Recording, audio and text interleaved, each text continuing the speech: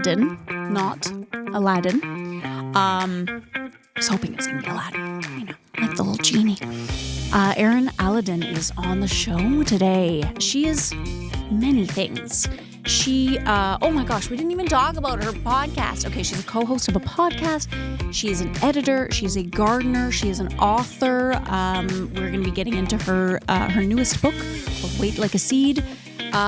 Anyways, she's a woman of many talents, and we talk about everything from gardening and permaculture, which I had to ask her like what that was, and then we get right into books, and we get into neighborhoods, and we get into the 80s neighborhoods as opposed to today's neighborhoods. We talk about a lot of stuff, and then one thing that I learned at the end was that monarch butterflies need milkweed plants to lay their eggs, specifically milkweed plants. What happens when there's no more freaking milkweed? Like, that's why we need to protect our little earth, people, because then we will not have any more butterflies. Okay, and then I have something else cool to tell you in the outro about butterflies, which I just found out today. Before we get into talking with Erin, let's thank one of our major sponsors, Toyota. North Bay Toyota, to be specific. I'm Lisa Bueve, and this is To North Bay with Love.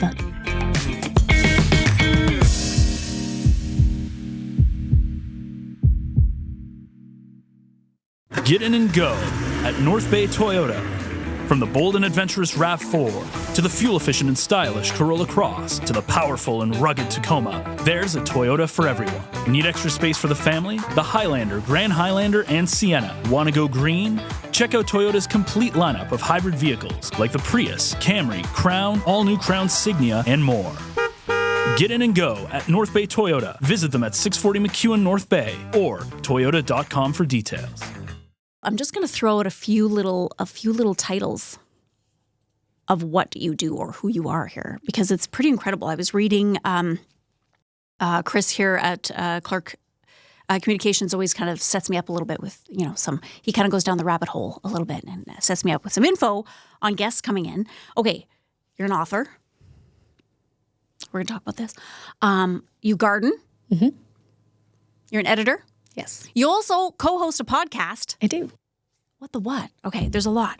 Okay, first of all, though, I need to know, going back to the gardening, what is a permaculture garden?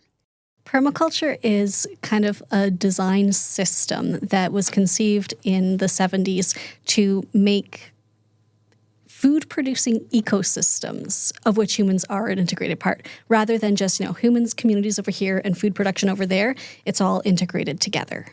Okay. So is that talking more about like having herbs on your windowsill and things like growing your own food kind of thing? Or? Definitely growing your own food. In its like fully fledged form, permaculture would be actual like full communities and just food is growing all throughout human habitation. Yeah. But the key thing is that you're trying to create cycles, so that, like a closed loop within your growing space. Oh. So for me, like I just have a regular small garden. Yeah. But I try to be mindful of, anything the garden produces is not waste. It gets folded back into the garden. Any thing that the garden needs, I try to produce on site if I can. Okay. So rather than carting in compost from elsewhere, can I create compost from what I have? Okay. And you compost, you? Oh, for sure.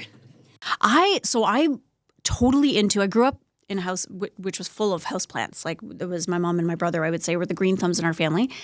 And I really got into plants, I guess maybe about 4 or 5 years ago, but indoor plants. But I'm at the point now where I feel like I have the confidence now to be able to maybe go outside and like plant something in the ground. I don't know why I think it's such a massive task, and like there's so many things you need to know, and there's like slugs, and then there's this kind of bug, and then you have to water it now but not then, and I don't know. I find it easier than houseplants. Yeah. Because houseplants you're trying to grow in an environment that they aren't made for. That's right. But if you grow something that is used to living in North Bay, Ontario, then it's easy. You just have to give it a spot to grow in. Yeah. Make sure you water enough to get established. And if it's a native perennial, it should just take root and stay. Yeah. That's why I like hostas, because they just kind of come up. You don't have to worry about them. And they cover a lot of ground. But we had Harriet Madigan in a couple times actually, and I had no idea that we have fruit trees in North Bay. I was yeah. Really? For reals? Like fruit will actually grow here? That's pretty amazing.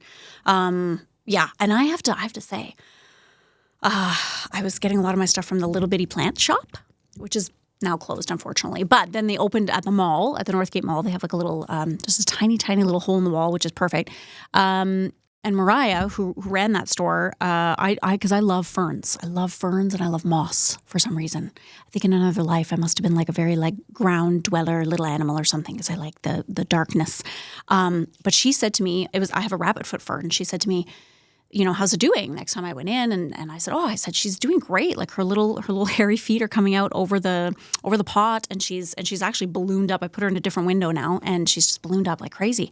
And Mariah was like, you must have a major green thumb because ferns are very hard to keep, actually. Like they're very, you know, they have to have humidity, they have to be spritzed, they have to have a certain soil, like a good drainage. And anyways, so I always kind of like, I sat up a little higher when she said that. I was like, oh, okay. So, but now that I have those, yeah, I'm like, maybe I'll venture outside. So what do you grow in your garden?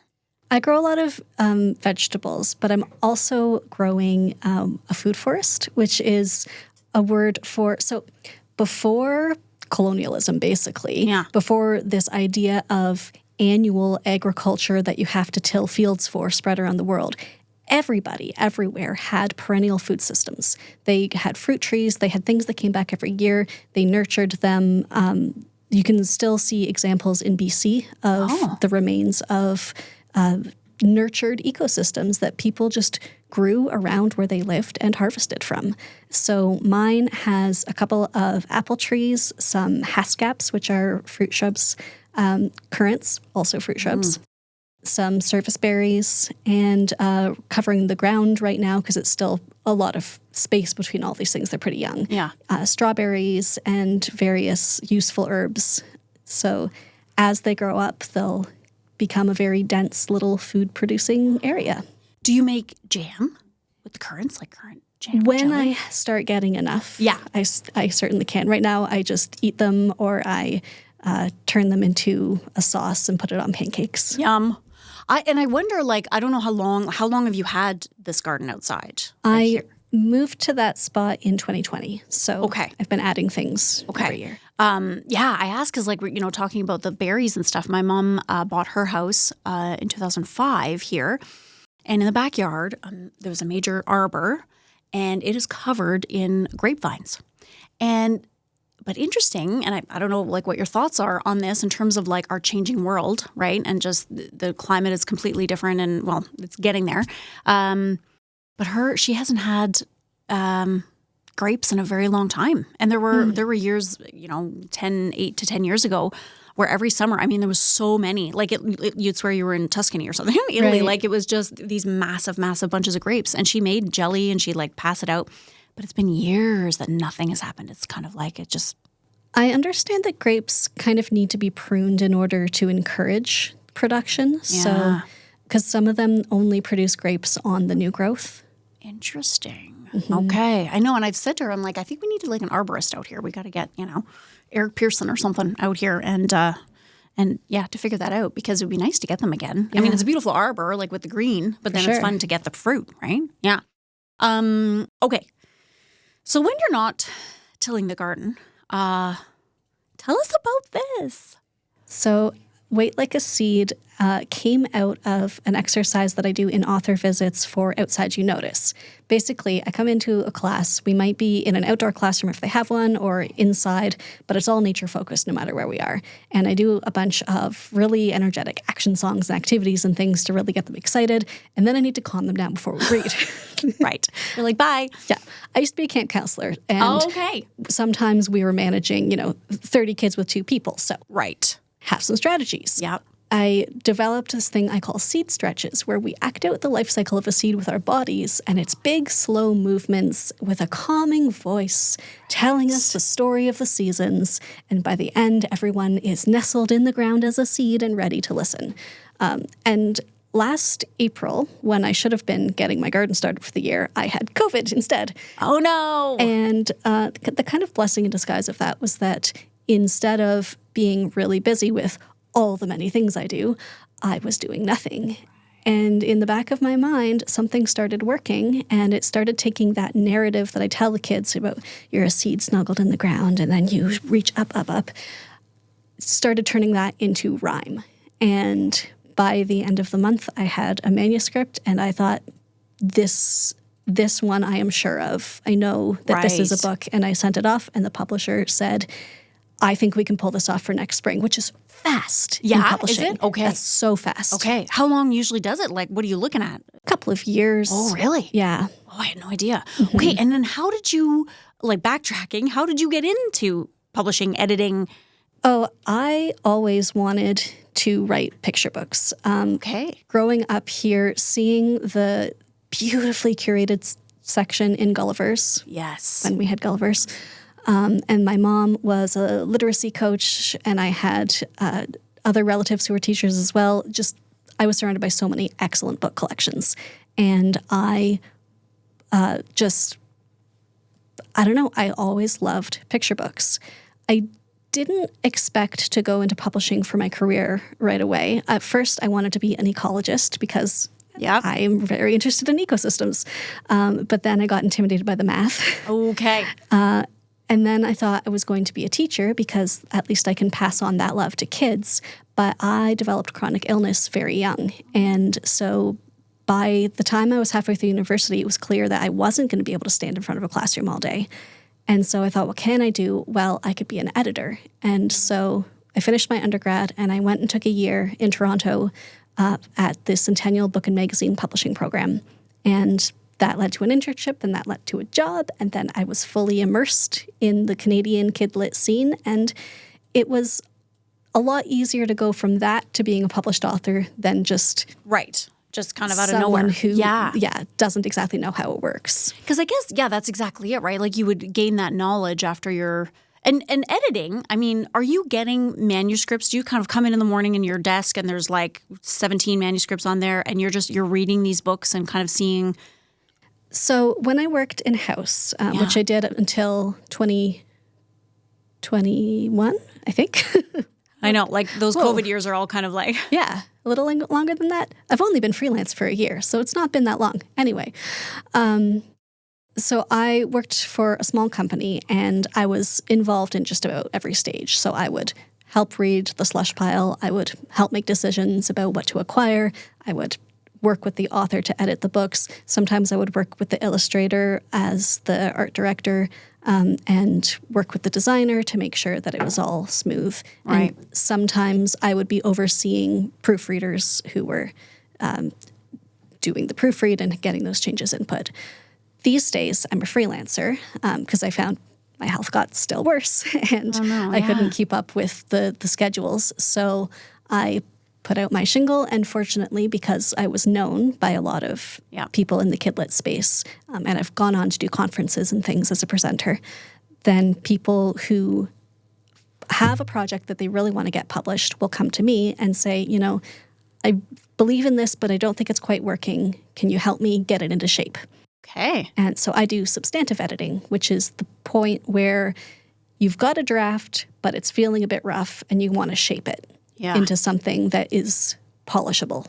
Okay. So I don't tend to do the polishing anymore. I do the big picture stuff. Wow. It just must be so satisfying as a job, right? Because it's somebody coming to you with maybe something they've been working on for years or have always wanted to do, and they have it, but like you said, there's just something not quite working, and to be able to kind of unclog that pour for them, you know what I mean? And just like allow them to keep going and have that stream of consciousness.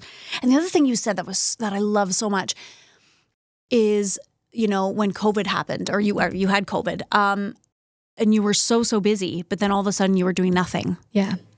And then the idea came, right? Oh, yeah. And I find that it's such a true thing. It's like, I feel like we pile so much into our lives, and, there's never a dull moment, especially now with TikTok, social media. And I'm as guilty as anybody else to sit there and just like go through TikTok, like instead of, going and sitting in the woods or going for a walk or just sitting in silence or just putting on some classical music or putting on some jazz, like whatever you like, and just thinking about nothing, doing nothing. And that's happened to me where all of a sudden this really cool idea pops up because your brain actually has space to check that out, right? Yeah. Find that out. So what like what makes a good, and you're focused on children's. Largely, yeah. not exclusively. Okay. I have kind of two specialties. One is the kidlit, and the other is nonfiction books with a bent of nature, ecology, gardening, outdoor education. Okay. So in terms of like a children's book, like what makes a good book? Like what is it that when you're reading, the slush pile, I like that I'm getting the lingo, when you're going through all this stuff, like what is it that kind of would grab your attention right away or would, Mostly a book that kids today have a need for. What is this manuscript saying that is going to make the life of a kid better, going to give them an aha moment, help them work through something that they're struggling with? How are they going to relate to it? That is really, you don't think about that, right? Because growing up, both my parents were teachers and we went to the library. My mom still loves our library. She's there every week. Huge reader. And we would go to the library and I always stuck to the same books. I don't know. I'm a creature of habit. But one of them that I loved and I can still recite the entire thing today was Morris Sendak's Outside Over There. And there was something about that book that I just, between the illustrations and the story, and it was about babies and I love babies. And so anyways, I loved that book. And it was kind of fantastical and, which I guess was really like 80s and 90s, right? There was a lot of that kind of thing going on.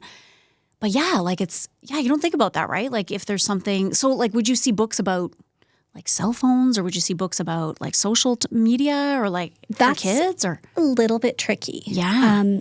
Because when you put current technology in a book, it ages it so fast. So okay.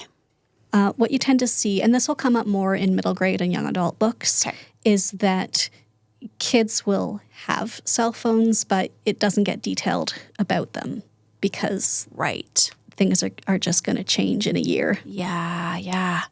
So it's more just about something relevant, like maybe, I don't know, probably like would there be planet stuff in there too? Like just the changing climate or like things about like maybe animals not being around anymore? There's some of that for sure. There kind of was a big glut of books about climate change and negative things environmentally. And then people started saying, oh, actually, kids have got eco-anxiety real bad. Right. We should be careful. Yeah. And so these days, there's a lot more care taken, at least for the most part. I don't think everyone's being this careful. I think they should. Give kids all the information they need, but definitely don't put it on their shoulders because the message they're getting whenever grown-ups are like, oh, I have such faith in your generation, is that the grown-ups are saying, we're not going to bother doing it. Yeah. Like we won't be around by the time it's really bad. We'll be on the ground, so you guys need to fix it. Yeah.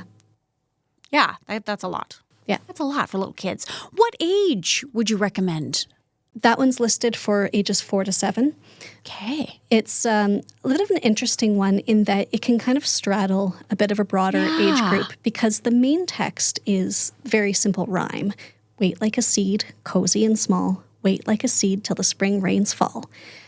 At the back, we get more complex things about, here are diagrams of the life cycle of a butterfly and the life cycle of a seed. Yeah. Here's information about how monarchs migrate between Canada and Mexico because the seed we've used is a milkweed seed. Oh.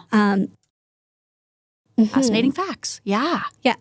So there's a lot going on there for a younger audience or a slightly older one. And it has hooks to the grades 2 and 3 curriculums, and even grade 1 if we're talking about the needs of living things. So needs of living things, life cycle of a seed, life cycle of a butterfly, those are all curriculum topics.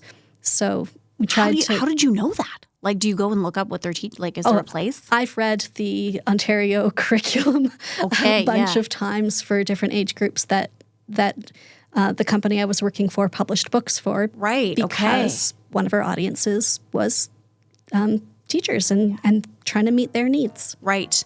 And is this like, would you love this to be in a school? Like, how does that happen? Does a teacher just kind of go out and buy it? Or is it something that a school board will buy for a classroom? Or? Ideally, the school board would buy it. Budgets these days are not what they should be. And so a lot of teachers do end up buying their own materials.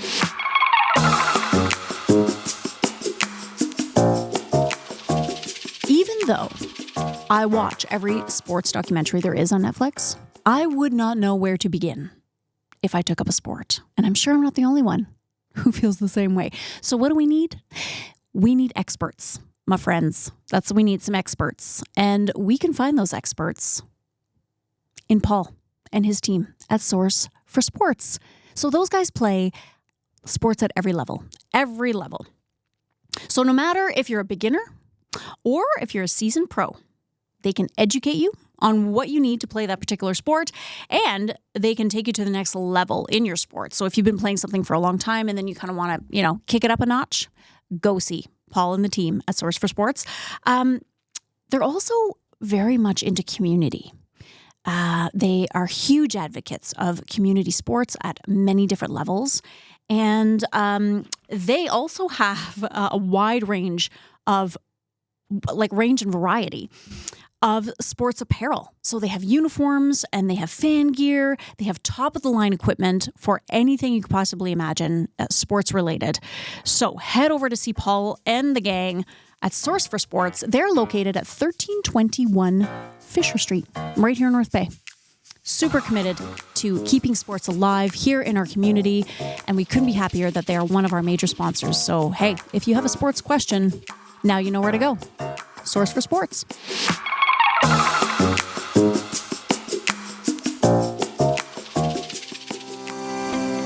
Imagine the power behind your generosity, month after month. When you join the I Give Monthly Club, your support helps provide state-of-the-art medical equipment and essential care for our community. Every month, your gift, big or small, adds up to something powerful, ensuring our local hospital has the tools it needs to provide exceptional care for our friends and loved ones. Join over 220 generous monthly donors who are already making a life-changing impact. From essential equipment like MRI machines to life-saving cancer care, your commitment, month after month, helps transform lives. Signing up is easy. Visit nbrhcfoundation.ca to join. Your monthly gift helps ensure our community's healthcare stays strong and accessible all year round. So we have a picture book, but there are many words in here, and like you say, it rhymes. One of the things that I thought was so interesting that you love is etymology.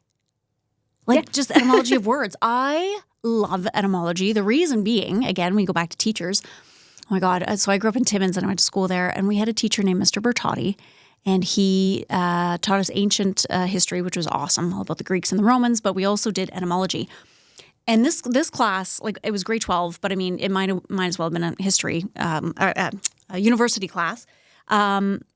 So the beginning of every week of the semester, he gave us a list of, I think it was 20 words. It was 20 words. And with these 20 words, we had to do a synonym and antonym, use it in a sentence, or definition, use it in a sentence, and then take 10 of those words and write a small essay using 10 of those words. We had to hand it in on Friday. So this was every week of that entire semester. And so it comes for exam time, and we were all like, oh, Mr. Bertotti, which list is going to be on the exam? And I remember distinctly, he was just walking out of the classroom, and he kind of went, yeah, I don't know, you should just know all of them. And he walked out. We're like, no!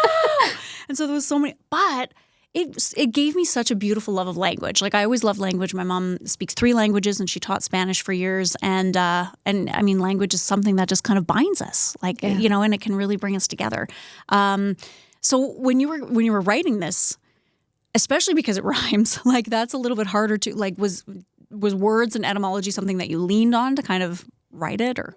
I mean, being interested in etymology has just kind of permeated life in general. Yeah. With a book like this, you're looking for simple language, right, because you want the youngest readers to understand.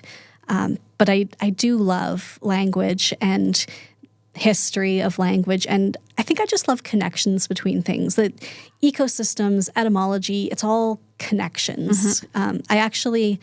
I went to Nipissing for post-secondary, and I remember being in 12th grade, sitting in the library at Chippewa, looking at their course calendar and going, oh, they offer Latin and Greek. I'm definitely going there. Yeah.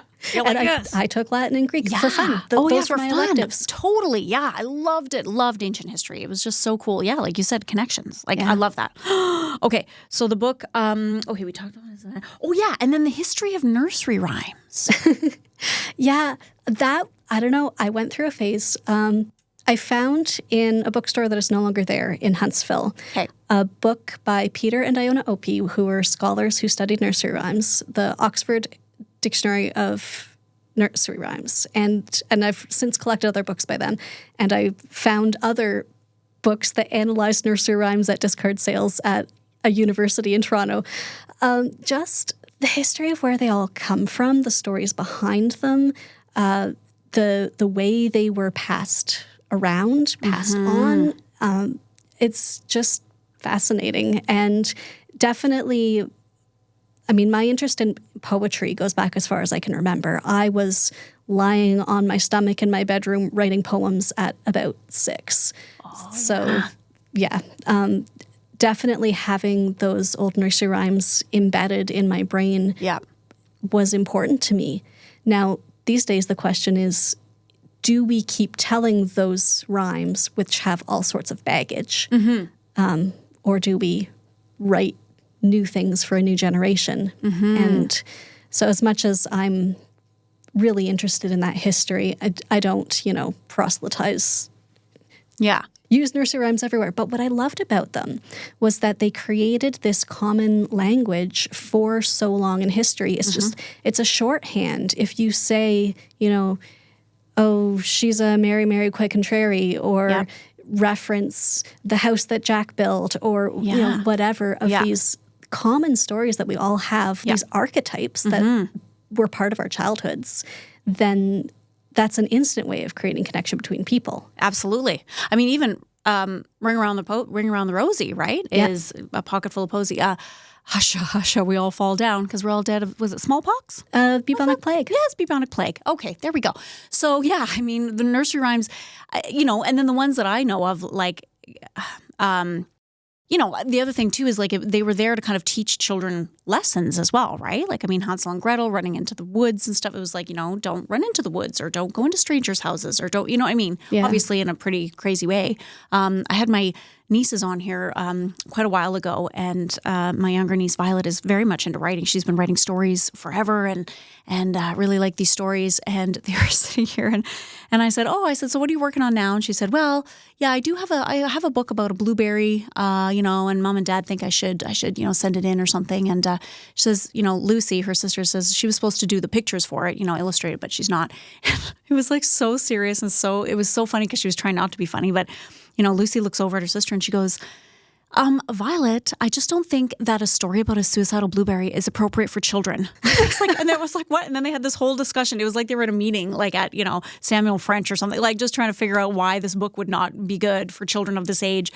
But, and we started talking about nursery rhymes, and we started talking about The Little Mermaid and how The Little Mermaid from Disney is so different than the actual story if you read it, and that she got these legs, but that she was like walking on broken glass with these legs. Like, it wasn't a fun time for her, So anyways, I find that I could sit and talk for hours about that too. I just find that really interesting. Yeah. This is something that doesn't come into my work so much because it's nonfiction, but kids crave access to darkness because they know it's there. It's there. And we just, when we tell them it doesn't exist, they know they're being lied to. And that's why John Clausen is so popular with his dark books about a fish who probably got eaten at the end because he stole another fish's hat. Oh, shoot. Okay. Yeah.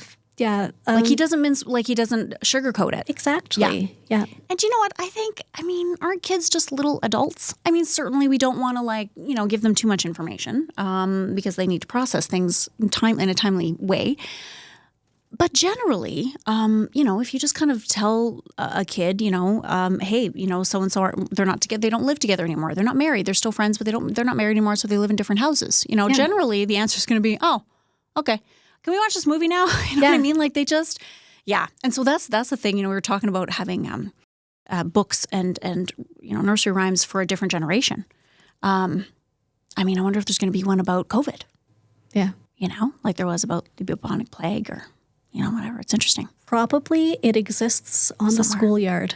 Yeah. Because that's a whole other class of not written work, oral history. Oral, yes. Is schoolyard rhymes. They don't ever get passed on by grown-ups. They get passed from one generation of kids to another, and they change and mutate and... Yeah. Oh my God. I remember playing all of those. We'd go, Messu, Messu from Alabama. She's sitting on a... We knew all of those. And then we'd do Double Dutch, and you knew all the Double Dutch songs and everything, and you'd teach them all to your friends and stuff. And yeah. God, yeah. Yeah. I mean, do kids do that anymore? God, we did that all the time. We were always doing nursery rhymes and stuff. I hope so. I hope so, too. Sometimes I feel like with all the social media and stuff, I don't know, I just feel like the 80s and 90s were just so fun because we just, we didn't have that. I was thinking of that actually this morning when I was still, just got up and was still lying in bed. And I was like, I just remember just so much time on my bike and out in the woods. I was just wild. I was wild out there with all my buddies. But at the same time, even going to my grandma's in Pembroke, she knew everyone in her neighborhoods, and it's very different now. People don't so much. I mean, there are neighborhoods, I think, certainly that people know each other, but generally I would say it's a different thing. And there's so many things that play into that. I mean, part of it is zoning. There aren't neighborhoods that have people in them all day because people leave the neighborhood to go to work. Yeah, exactly. Part of it is that parents aren't allowed to get away with having free-range children. Yeah. That someone's going to call and tell on them. And we are just so careful about supervising and monitoring and helping our kids through everything that they don't have a chance to fail. Mm-hmm. I've been really interested in reading about how, what we're learning about kids' development and sensory development is really important in the first few years. And they need to be outside. They need to be feeling wind on their face and hearing bird song and dirt in their fingers all at the same time and processing that. And doing that helps them later when they have to sit at a desk in school. Mm-hmm. And being allowed to climb on something and fall down when they're a toddler teaches their muscles to protect them so that when they fall down when they're 7, they don't get hurt. Yeah. And too many kids just aren't getting those opportunities now. Yeah. It was interesting. I was watching, I think it was CBS Sunday Morning, and they were in, it was somewhere in the States. I'm going to say it was New York. I feel like it was New York, the whole land of Sesame Street. Anyway, but so this couple had created this amazing park, and the park was because they were, there was just a lot of junk lying around the neighborhood, and they're like, well, we could use this, let's use this and make this a park. So they took all these old tires and they made these, things that kids can climb up, and they had these bridges across stuff, these suspended bridges, and all this kind of thing. And the point of that park, though, they always had somebody there. You came and you dropped your children off, and then you went away. And you let and there was always a supervisor there making sure, obviously. And it was so interesting because there was, they were interviewing the one lady who, was a supervisor quite a lot. And she said, it's incredible how much we have to chase the parents away. She says, this one dad was standing there watching his son, and his son was climbing up this thing that was like a roped kind of, almost like a meshy rope kind of thing. And he had to get to the top of it and every step that he took, his dad was like, okay, no, don't do that one. Put your hand here. Put your hand there. Okay, no. Okay, look around. Okay, but focus. So finally the lady came over and said, sir, leave. Goodbye. Leave. You can't be here. Let him figure it out. He's going to figure it out. Stop. Yeah. So it's a tricky balance. And I mean, here I am talking, I don't have any kids. And so I don't even pretend to imagine what it's like, especially with all these extra things, that parents have to deal with now. But yeah, there definitely is something to having a wild kid a little bit, allowing that rope to kind of be a little bit longer so they can figure it out. Yeah. For me, a lot of it was just that I was in the backyard while my mom was in the kitchen window, but I didn't know she was in the kitchen window. Right. Yeah. And I would just be there, making friends with the squirrels and naming the birds and getting to know the plants. Having a bug hospital. Yeah. I'd love to lift up the rocks and see all the little bugs under there. Oh my God, yeah, so fun. So fun. Okay, Wait Like a Seed comes out today. And then the illustrator, Tara Anderson, how did you find Tara? Well, with traditional publishing, the author does not find the illustrator. The publisher does. Oh. because the publisher is the one, putting up tens of thousands of dollars to print a book. Mm-hmm. And so they said, well, we make the decisions about what's going to make a package that we can sell. Okay. So that must be hard as an author, though. Like, what if you get an illustrator that you don't like? Well, the end. The end. At least you are not the one putting tens of thousands of dollars into an illustrator you don't like, right? You have to. Yeah, that's hard though, right? Because you obviously, when you're writing it, you have a vision as to what you'd like it to look like. So, yeah. So when you're writing a manuscript, you can do some things. Like in my first book, Outside You Notice, I describe some specific things in nature. And so I was able to say, this illustration has to have a squirrel nest in it. Right. And they showed me the line art before it was all finished. Oh, okay. And I was able to say, that's not what a squirrel nest looks like. Right. That needs to be revised. Okay. So that level of Okay, so input, you do have, yes. Yeah, all right. Yeah.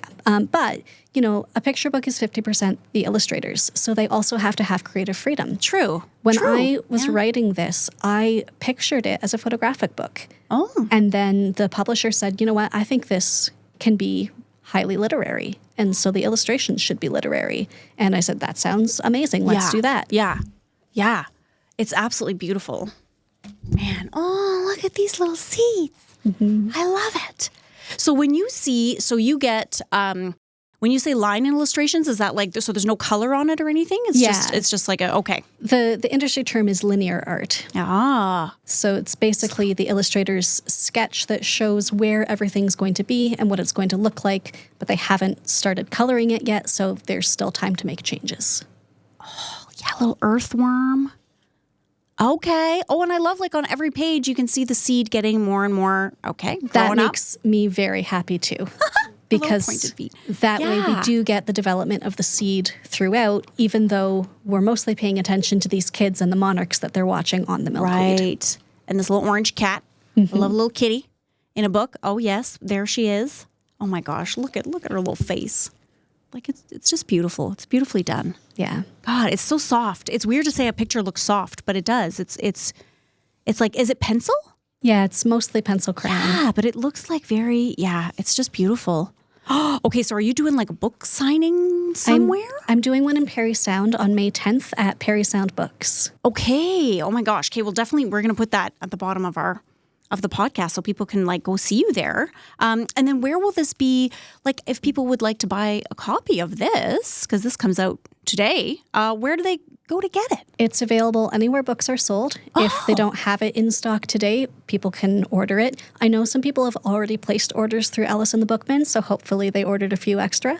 Alice and the Bookman, love it. Yep, we were there. They're awesome. Oh, that's amazing. I love that. And see, that's so cool too about a community, right? Like to have that kind of a small little bookshop that has so much history on its own and now, supporting somebody local, which is great. That's awesome. Thank you so much for coming in today. It's been a pleasure. I loved our chat. And what are you writing next? Do you have another book? Actually, I have a book that will be coming out in the fall. The thing with the COVID disruptions was I had a bunch of manuscripts at various stages. Yeah. And this one has been waiting a lot longer than Wait Like a Seed. Okay. So it is also coming out this year. Okay. And it's going to be kind of a spiritual successor to Outside You Notice. Outside You Notice gives a lot of facts about the outdoors. This one asks a lot of questions that kids can figure out themselves. And it'll be called If You Go Walking. If You Go Walking, which we should. We should all go walking more. Yes. I love it. All right. I look forward to it.